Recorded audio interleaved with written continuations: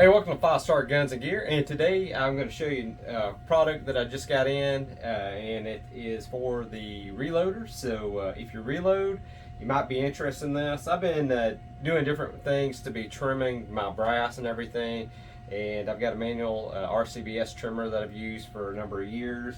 And lately, especially with 300 Blackout, I've stepped up and went the power route.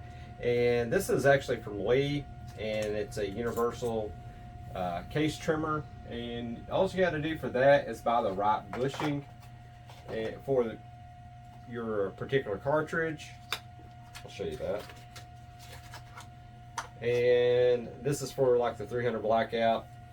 You actually put this in your press, put this cutter in there, attach you a drill, and go ahead and put your brass in your shell holder, raise it up, and you go ahead and start the process of cutting and turning your brass. It's a little tedious to get set up. I like it because it's fairly repeatable. It's not 100%, but it's pretty close. There's some things I like about this, things I hate about it, and I do so much brass lately that I decided to go ahead and step my game up and go with the Lyman Case Trim Xpress. And I'm going to show that to you today. Let me just get this out of my hand and put up real quick. So what we're going to be showing you today is the Lyman Case Trim Xpress. Now I did mount this on just a little piece of 1x6 pine, and that's just where I can attach a C-clamp to it. You can actually permanently mount this to your bench if you want to. You don't even have to mount it, but if you don't mount it, you have to have one hand here while you're actually trimming your brass. If you do not mount this, you're going to have one hand here while you're trimming your brass. So having a little platform or actually mounting it's going to save you a lot of headache. And just going to show you today how this thing works, how you set it up, what it comes with. When you receive this, it's going to come with a power cord for 110 volts that you just plug in the back here. It is controlled for your motor speed right here, so you can adjust your motor speed. So you can do that. Actually has a indicator. It shows you in thousandths, a dial indicator. You can actually dial in your depth. This actually will adjust your blade, and I'll show you that.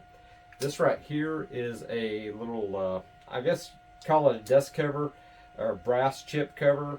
It deflects the brass chips where they actually go to down the bottom, and as you're cutting, that way they're just not slinging everywhere around. But you can take this off while you're setting everything, get a good look inside here. That way you can see your carbide, and it does come with a carbide cutting blade, so that's really nice. And like I say, that just clips on there. You will have this little nut that goes on here, and what this nut does, it retains two items in here. It retains a bushing, I'll show you that in a minute, and this compression spring right here. Hopefully you can see that okay. And it's got a little recessed ring that sticks into. It just simply has a little ring that this recesses into. You just put it in like this, and it will set right like that. Then your bushing simply goes on top of it, and then you screw this nut down. Now what that bushing's for, you just got to look up and see what bushing is designed for your caliber that you're trimming. You might want to know, how do you know what bushing to use, and we're fixing to get to that. So this is not going to be a long video. I'm going to try to make it where it's not long at least. Like I say, let's go ahead and screw that on like that. Your bushing's right there. On the other side of that bushing, you have that compression spring, and this is spring loaded right there. So that's tightened all the way down. And we'll set that to the side. So the bushings, you're going to get with the kit, you will wind up getting a 10-piece bushing set. You see 9 in here right now. 1 is in here, so you get 10 total. And right here, it will have in orange all the ones that you're going to receive with this particular kit. I also tell you what bushing fits what caliber. So the one we have in here right now is a number 4 bushing. It will do 300 blackout and 17 Remington Fireball. So that's what that particular bushing is for. You'll just go through here, you'll match up your bushing whatever you want. Now, it has a wide array, like number 12 has 11 different calibers that will actually fit in that one bushing. Just that one bushing. So every bushing has various ones it'll adapt to. One that I do not have that I do need and I'm going to order is for a 300 PRC. It does not come in this, but they do list on here the correct bushing, what you need for it. Alright, it comes with the 10 bushings, and if there's a caliber it's not in these bushings that you're going to need, you're going to have to order the correct bushing for that caliber. You can go on the Lyman website and it'll tell you exactly which one you need. Like I'm going to have to order one for 300 PRC. No big deal. They have it available. I'll order it. Actually has extra room in this case if there's some extra bushings in, so that's kind of nice. But what it comes with covers most of your calibers, like your 308, your 30-06, even your 6.5 Creedmoor. That's in here. A lot of your calibers are going to be already set in this kit that you get. So pretty cool. It comes with quite a bit of bushings with this kit to get you started. So if you have a round that's not available in that when you order it, just know you're going to have to get the right bushing for it. Really simple to set up, and it's easier if you have a piece of brass to actually measure off of, to actually set your depth for the first time. We're going to move this camera around. I'm going to show you how to hook this up, how I have it hooked up. I'm going to show you how I measure off of a case that's already been trimmed, and that will kind of get you started, jump started on getting these started. Now I'll also show you how to do this if you do not have a trim case. That way you can go ahead and get this set up and running properly for you. So let's go ahead and get the camera over here and I'll show you how this works. Okay, went ahead and just grabbed a piece of brass out of here. These are set at 1.3585, and we're going to try to get it pretty close to that. Your 300 blackouts, the minimum's 1.348 to 1.368 max is the same specs on that. So I'll try to hit it right in between. That's pretty close. Went ahead and clamped this down. I do have it plugged in. I'm going to take this little chip guard off, and all I'm going to do, I'm going to try to turn this where hopefully you can see this. You can see through here and you can see the end of the blade. I'm going to push this in all the way, and I'm going to adjust this.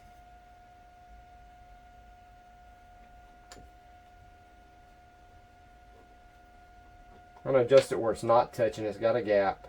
I'm just going to go right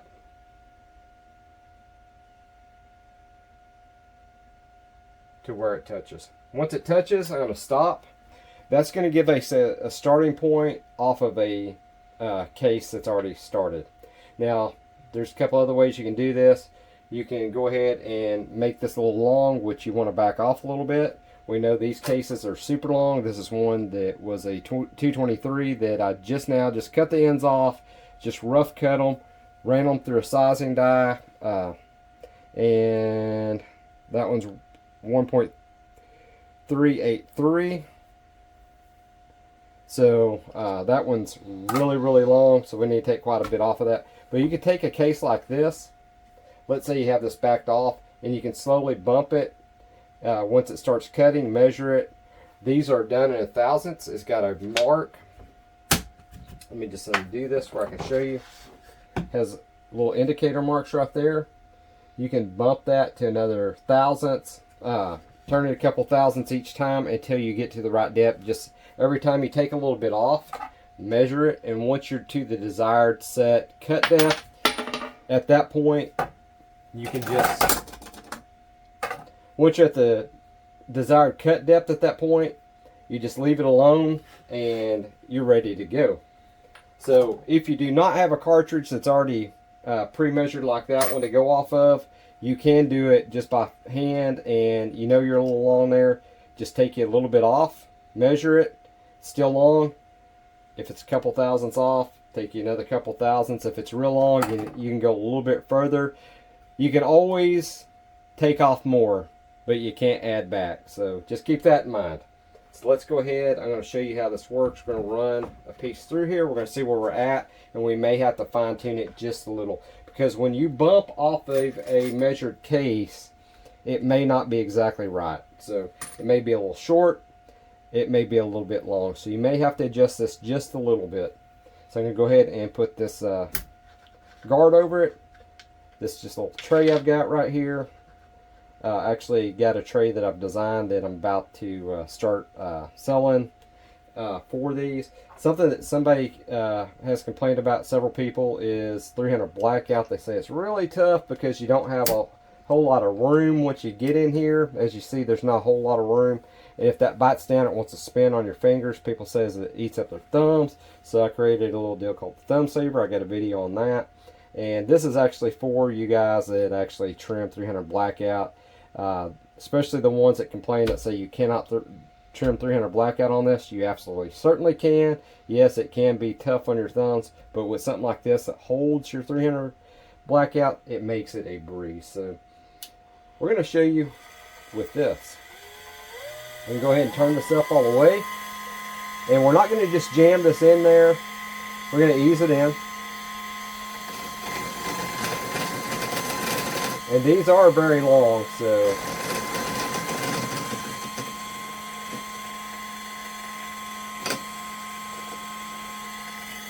and we're going to see where we're at.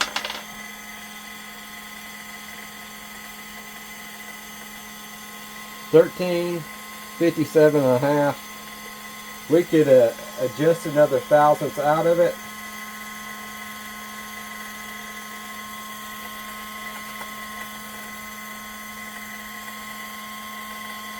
Go ahead and get this one.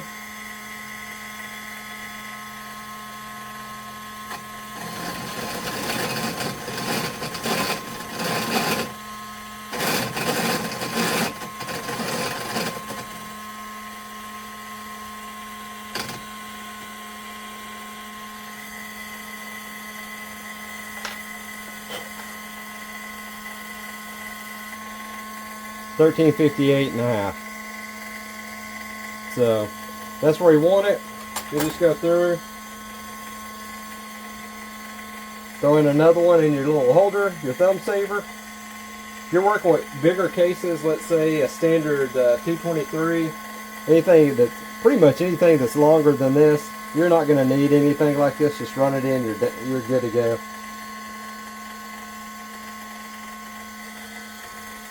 I'm going to try to turn this where maybe you can see it just a little bit better.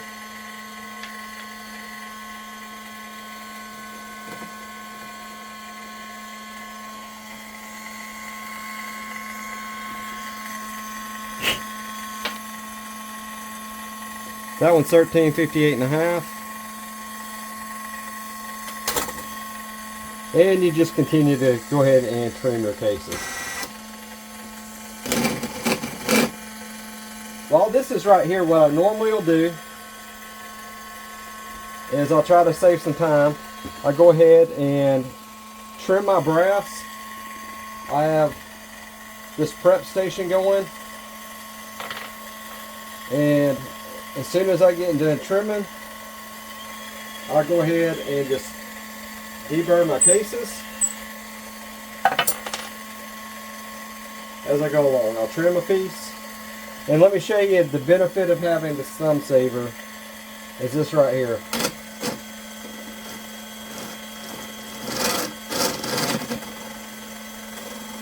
This is another piece of fresh brass. Anyway, it's just kind of hard on your fingers. It digs kind of in. You can hold it, but it makes it difficult. So for 300 blackout, doesn't take a second for this to go in here. Stick it in there, take it right out. It's going to save you a lot of wear and tear on the tips of your fingers. You just simply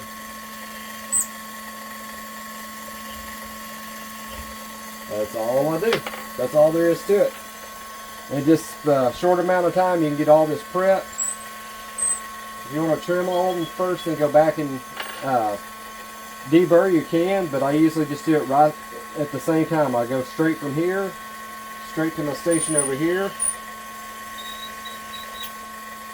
and it just makes it really fast. Once again, in here, here, here, and I'm done. Really simple. It's a good little unit. Those that have tried this out, that said they've had problems with 300 blackout, I would highly suggest give one of my thumb savers a try. I will put some links in the description below where you can get these. These are very handy, and this is something that I CAD designed, and it does have the exact correct cutout for 223, 5.56, 300 blackout. It'll hold those rounds just fine. So that's my overview of the Lyman Case Trim Express. Really cool little unit. I like it. It's going to save a lot of time. Just make sure you have something to catch your little brass shavings. As you can see right there, they're going to add up, especially if you've got a couple hundred cases. Let me turn this off to prep, but this will make fast work out of it. I think it's going to be a lot better than mainly hand trimming everything like I was before. I know you can get drills to go on that, but that's an extra step. You usually have to hold the button on a drill while you're actually trying to go ahead and feed that through and trim your cases. This being self-contained and has the 1,000 increments on here. Just get it dialed in. Once you got it dialed in, it's pretty much set. I would suggest checking probably every few cases. If you're doing precision ammo like me, I measure every one of them that comes out of here. If you're just doing stuff like for your 300 blackout, that you're going to just shoot a bunch of rounds on something like this, I measure probably about every 5th round. And then after that, I will go ahead and make sure they're going to fit my case gauge and everything. If everything checks out there, you're good to go. So that's pretty simple. That's my method of doing everything, and that's how I use this Lyman Case Express. Just recently got this in. I've probably done about 500 rounds on here, trimmed them. Works really, really good. Been really impressed so far. This carbide blade on here stays super sharp and makes it really quick work and makes really super clean cuts on your brass. No chatter marks. I really like that. It's one bad thing about the Lee. It's pretty cool because on the Lee it does have these hardened, I believe they're carbide blades as well, but when it's going through that shell holder, what happens is this presses in, and what it does is in, and what's really cool about it, I will say this is a cool design, it deburrs inside and outside as it trims. So I mean, that's really neat. It's a neat feature and everything, but something that I've found on a lot of my cases, if you're not at the right amount of pressure with your drill and everything, sometimes they'll tend to leave chatter marks around the edges. And just me doing that right there, you can see some chatter marks now right there, where these are super clean. So this does a really good job. I haven't had any problems with chatter marks. Like I say, you do have, unlike this where it does go ahead and deburr the inside and outside, you do have the step over here, but I already have this machine, so it's not that big a deal. And if you did it by hand, that's not that big an issue either, because you can sit there, watch TV, and just take a hand tool and do it really fast and be done. So it doesn't take any longer to do it with hand than it does with this. This did save a step, but like I say, I did not like probably about half my brass.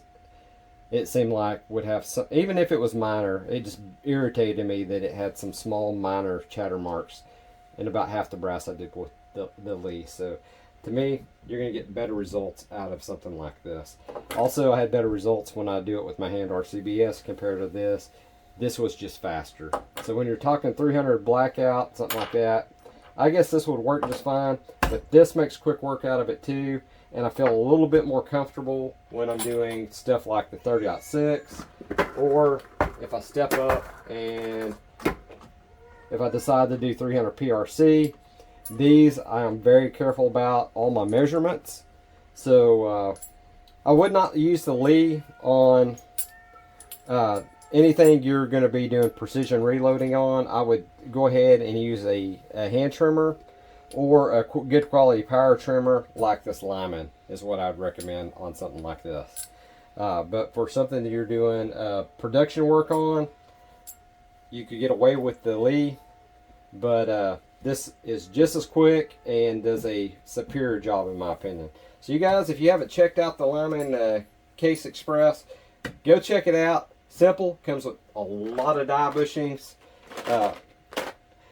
or case neck bushings to get you started. And if it doesn't have the right one in there, they're really cheap. I believe they're under $10 a piece, depending on your caliber.